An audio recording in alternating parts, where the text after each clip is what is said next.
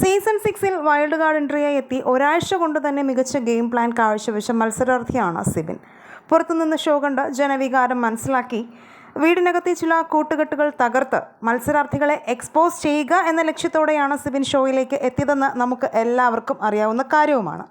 ആദ്യ ദിനങ്ങളിൽ ഒരു പരിധിവരെ സിബിൻ ജയിക്കുകയും ചെയ്തു.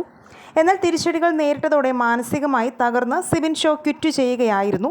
ജാസ്മിനും ഗബ്രിയുമായിരുന്നു ബിഗ് ബോസ് വീടിനകത്ത് സിബിൻ വീടിനകത്ത് തൻ്റെ ഗെയിം സ്ട്രാറ്റജി പുറത്തെടുത്തതോടെ ജാസ്മിനും ഗബ്രിയും ഡൗൺ ആവുന്ന കാഴ്ചയും പ്രേക്ഷകർ കണ്ടതാണ്. ഇരുവരെയും രണ്ട് ഗ്രൂപ്പുകളിലേക്ക് മാറ്റുക പോലുള്ള കാര്യങ്ങളിലും സിബിൻ്റെ മാസ്റ്റർ പ്ലാൻ ഉണ്ടായിരുന്നു. എന്നാൽ ജാസ്മിനെ ട്രിഗർ ചെയ്ത് വീക്കാക്കുക എന്ന സിബിൻ്റെ സ്ട്രാറ്റജി ഇടയിൽ എവിടെയോ വെച്ച് തിരിച്ചടിച്ചു. എതിരാളിയെ ട്രിഗർ ചെയ്യാൻ പോയ സിബിൻ സ്വയം ട്രിഗർ ആവുകയായിരുന്നു.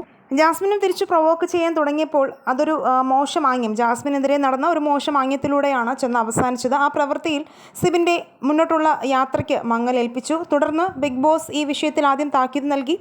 ശിക്ഷാ നടപടികളുടെ ഭാഗമായി നേരിട്ട് നോമിനേഷനിലേക്ക് സിബിൻ ഇടം നേടുകയും പവർ റൂമിൽ നിന്നും പുറത്താവുകയും ചെയ്തു.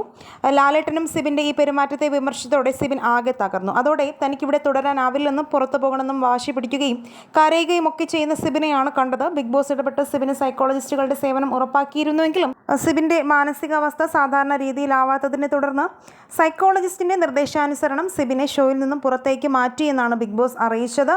എന്നാൽ ഇപ്പോൾ തിരിച്ചെത്തിയ സിബിൻ്റെ വാക്കുകൾ ഇങ്ങനെയാണ്. ജാസ്മിൻ ഗബ്രി ജോഡികളെക്കുറിച്ചുള്ള അഭിപ്രായം ചോദിച്ച ഓൺലൈൻ മാധ്യമങ്ങളോട് വേറെ എന്തൊക്കെ വിഷയങ്ങളുണ്ട് നമുക്ക് സംസാരിക്കാൻ, അവർ രണ്ടുപേരും ആ വാഴത്തോപ്പിൽ ഇരുന്ന് പ്രണയിച്ചു പോട്ടെ, 2 ക്യാമറ അവർക്കുള്ളതാണ് എന്നായിരുന്നു സിബിൻ്റെ മറുപടി.